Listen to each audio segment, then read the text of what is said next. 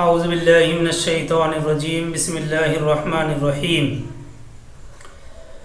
وَاتْلُ عَلَيْهِمْ نَبَأَ ابْنَيْ آدَمَ بِالْحَقِّ إِذْ قَرَّبَا قُرْبَانًا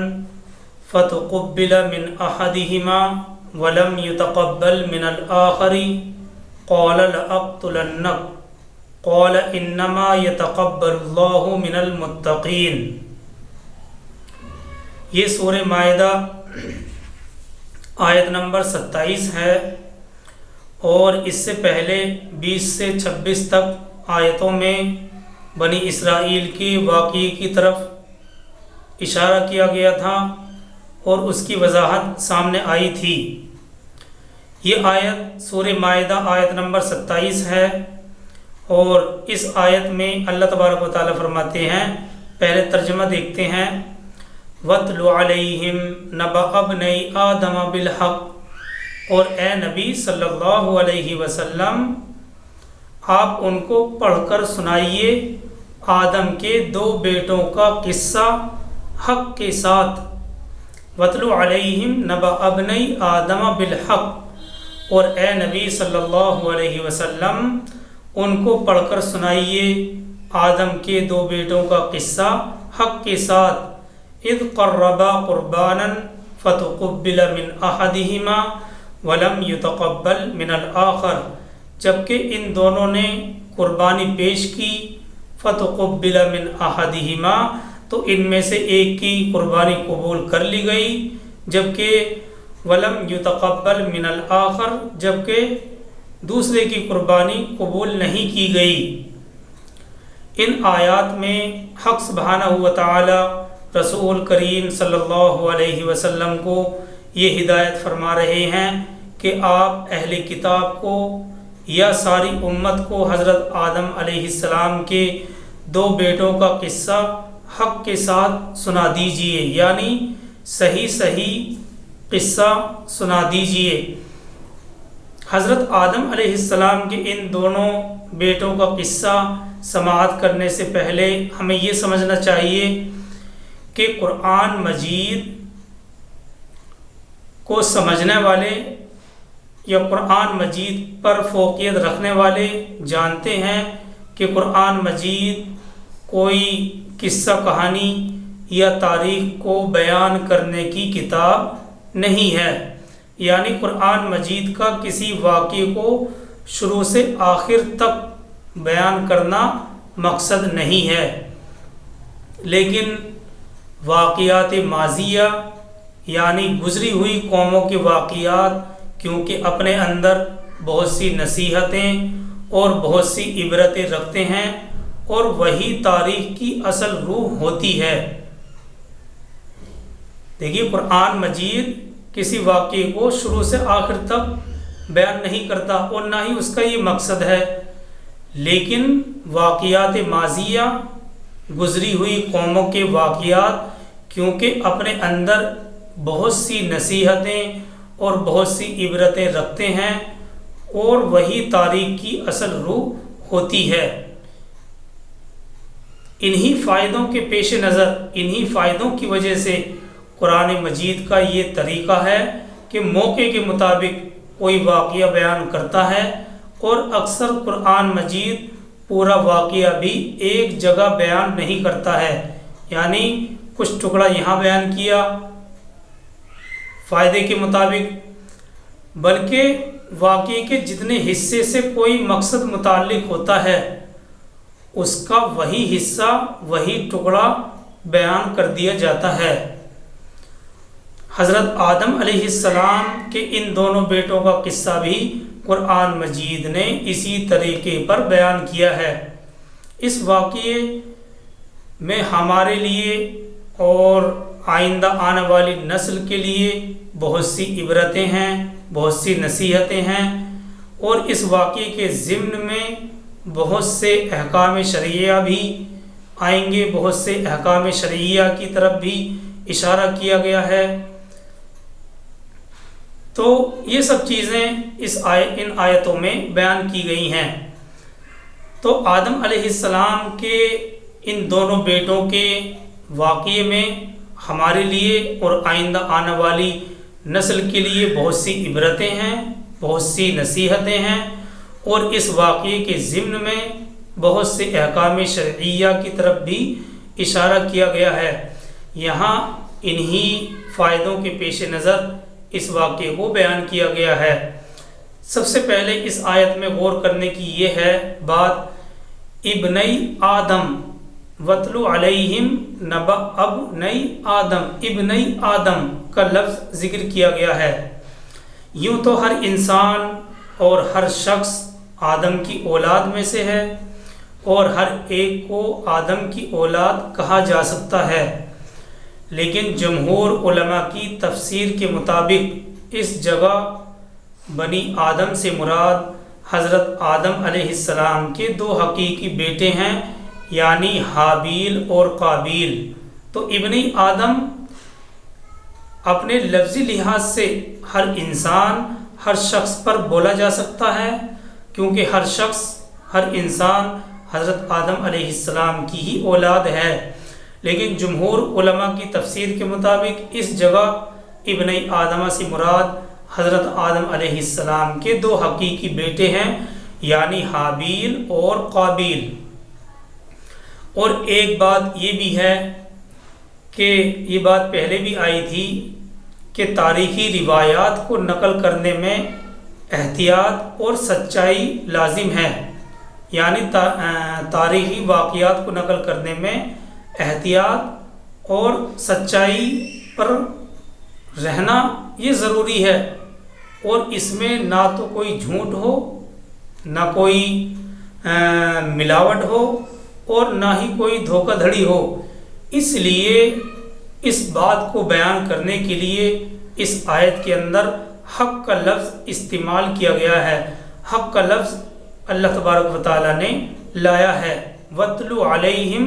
نَبَأَ ابْنَيْ آدَمَ بِالْحَقِّ، اے نبی صلی اللہ علیہ وسلم آپ پوری امت کے سامنے آدم علیہ السلام کے دو بیٹوں کا واقعہ حق کے ساتھ سنا دیجئے، یعنی اس میں احتیاط تاریخی واقعات اور روایات کو نقل کرنے میں اس سے معلوم ہوتا ہے کہ احتیاط اور سچائی لازم ہے، جس میں نہ تو کوئی جھوٹ ہو، نہ کوئی ملاوٹ ہو، اور نہ کسی طرح کا کوئی دھوکہ ہو۔ اسی لیے اس بات کو بیان کرنے کے لیے اللہ تبارک و تعالی یہاں پر حق کا لفظ لائے ہیں۔ اور دیکھیے مزے کی بات یہ ہے، قرآن مجید نے صرف اسی جگہ نہیں بلکہ دوسری جگہوں میں بھی اسی اصول پر قائم رہنے کی ہدایت کی ہے۔ یہ بات بہت اہم ہے، اور یہ اس بات کی اہمیت اس بات سے بھی لگائی جا سکتی ہے کہ صرف آدم علیہ السلام کے واقعے کے ساتھ ہی یہ حق کا لفظ خاص نہیں ہے۔ قرآن مجید نے صرف اس جگہ ہی نہیں بلکہ دوسری جگہوں میں بھی اسی اصول پر قائم رہنے کی ہدایت کی ہے۔ مثال کے طور پر سورہ آل عمران آیت نمبر 62 میں ہم پڑھ چکے ہیں، ان ھذا لہو القصص الحق، یہاں بھی حق کا لفظ ہے، ان ھذا لہو القصص الحق۔ اور سورہ کہف آیت نمبر 13 کے اندر ہم پڑھیں گے، نحن نقص علیک نبأہم بالحق، یعنی حضرت اصحاب کہف کے واقعے کو نقل کرتے ہوئے اللہ تعالیٰ فرماتے ہیں، نحن نقص علیک نبأہم بالحق۔ اور اسی طرح سے سورہ مریم آیت نمبر 34 کے اندر ہم پڑھیں گے، ذالک عیسی ابن مریم قول الحق۔ یہ تین حوالے یعنی سورہ آل عمران آیت نمبر 62، سورہ مریم آیت نمبر 34 اور اسی طرح سے سورہ کہف آیت نمبر 13، تین حوالے آپ کے سامنے رکھے گئے ہیں، اور ان تینوں جگہوں پر تاریخی واقعات کے ساتھ لفظ حق لا کر اسی اہمیت کو اللہ تبارک و تعالیٰ نے واضح کیا ہے کہ واقعات کو نقل کرنے میں حق اور سچائی کی رعایت کرنا لازم اور ضروری ہے۔ روایات، قصے اور حکایات کو نقل کرنے میں دیکھیے یہ جو بات ہے کہ روایات، قصے اور حکایات جو ہوتی ہیں، دنیا کے اندر جس قدر فساد ہوتے ہیں ان سب کی بنیاد عام طور پر یہی ہوتی ہے کہ واقعات کو نقل کرنے میں احتیاط سے کام نہیں لیا جاتا۔ جہاں ذرا سا لفظ اور عنوان بدل دینے سے واقعے کی پوری حقیقت بدل جاتی ہے۔ جی ہاں، ذرا سا لفظ اور عنوان بدل جائے واقعے کی حقیقت بدل جاتی ہے۔ اس لیے عنوان اور بلکہ انداز سے بھی واقعے کی حقیقت بدل جاتی ہے۔ پچھلی قوموں کی شریعت اور مذہب اسی بے احتیاطی کی وجہ سے ضائع ہو گئے اور ان کی مذہبی کتابیں کچھ بے سند اور بے تحقیق کہانیوں کا مجموعہ بن کر رہ گئی ہیں۔ اسی لیے اس سورہ مائدہ آیت نمبر 27 میں صرف ایک لفظ حق کا اضافہ کر کے اسی مقصد کی طرف اشارہ کیا گیا ہے۔ اس تمہید کے بعد تو بہرحال یہ تو تمہیدی باتیں تھیں۔ اس تمہید کے بعد ان دونوں بیٹوں کا واقعہ قرآن مجید نے یہ بیان کیا ہے۔ اللہ تعالیٰ فرماتے ہیں اذ قربا قربانا فتقبل من احدہما ولم یتقبل من الآخر، یعنی ان دونوں نے اللہ کے لیے اپنی اپنی قربانی پیش کی، مگر ایک کی قربانی قبول ہو گئی اور دوسرے کی قربانی قبول نہیں ہوئی۔ اس قربانی کے پیش کرنے کا واقعہ جو صحیح اور قوی سندوں کے ساتھ منقول ہے، اور ابن کثیر نے اس کو علماء، فقہا، سلف اور خلف کا قول بھی نقل کیا ہے۔ صحیح سندوں کے ساتھ منقول ہے اور ابن کثیر نے اس کو علماء، فقہا، سلف اور خلف کا قول نقل کیا ہے۔ یہ ہے کہ جب حضرت آدم علیہ السلام اور حوا دونوں کے دونوں دنیا میں آئے اور توالد اور تناسل کا سلسلہ یعنی جن سنکھیا کا سلسلہ شروع ہوا، تو ہر ایک حمل سے ان کے 2 بچے پیدا ہوا کرتے تھے، ایک لڑکا دوسری لڑکی۔ اس وقت جب کہ آدم کی اولاد میں بہن بھائیوں کی اولاد میں کوئی اور نہیں تھا اور بہن بھائی کا آپس میں نکاح ہو نہیں سکتا تھا،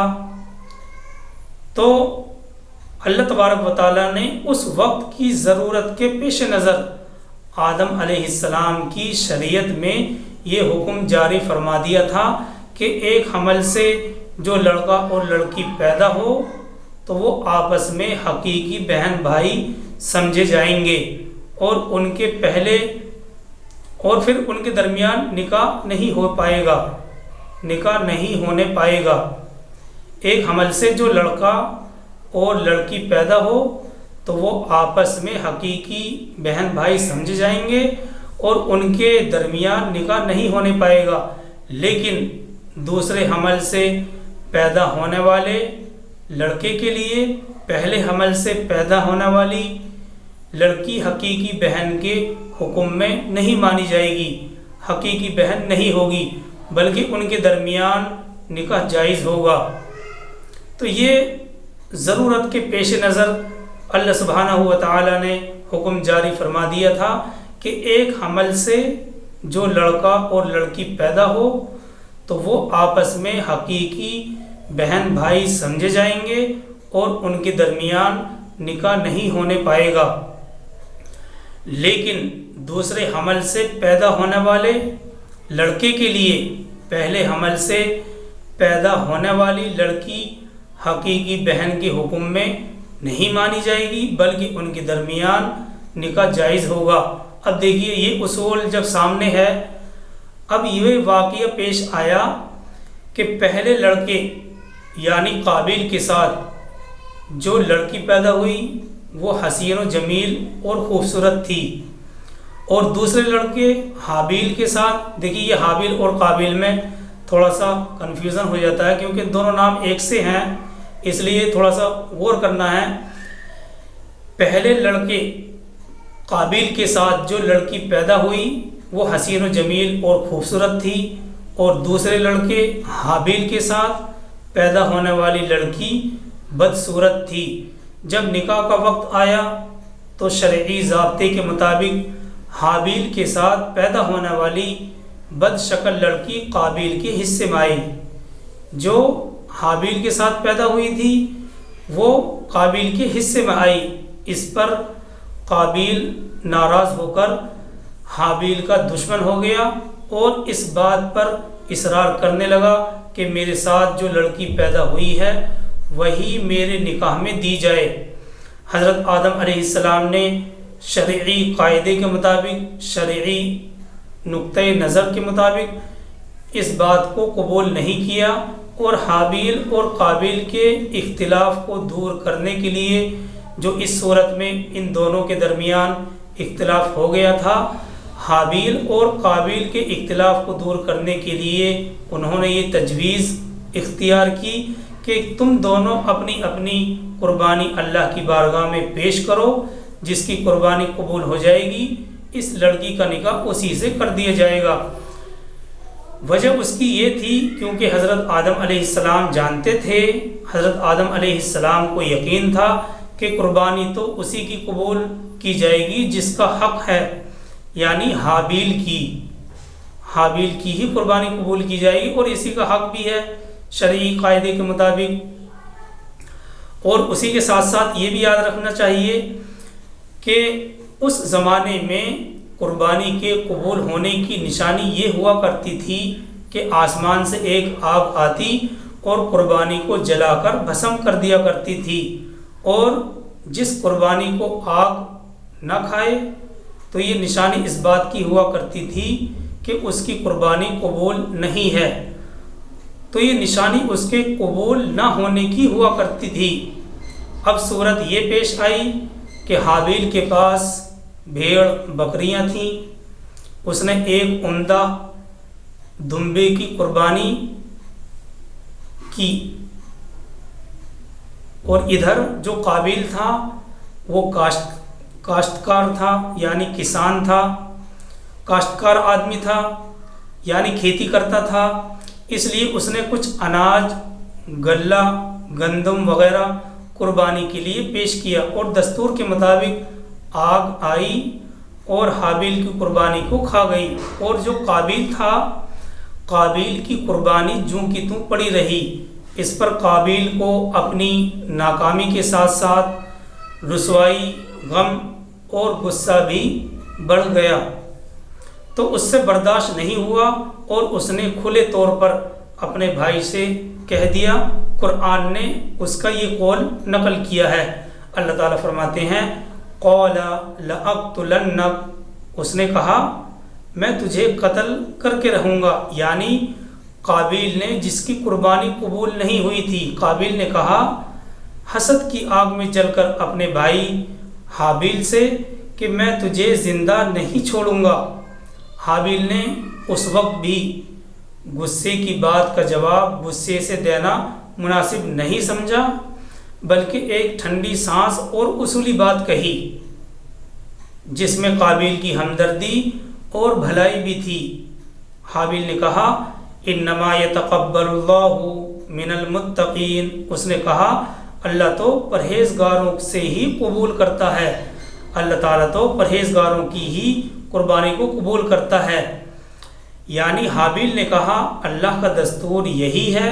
کہ وہ پرہیزگاروں کا عمل قبول فرماتے ہیں، اگر تم پرہیزگاری اختیار کرتے تو تمہاری قربانی بھی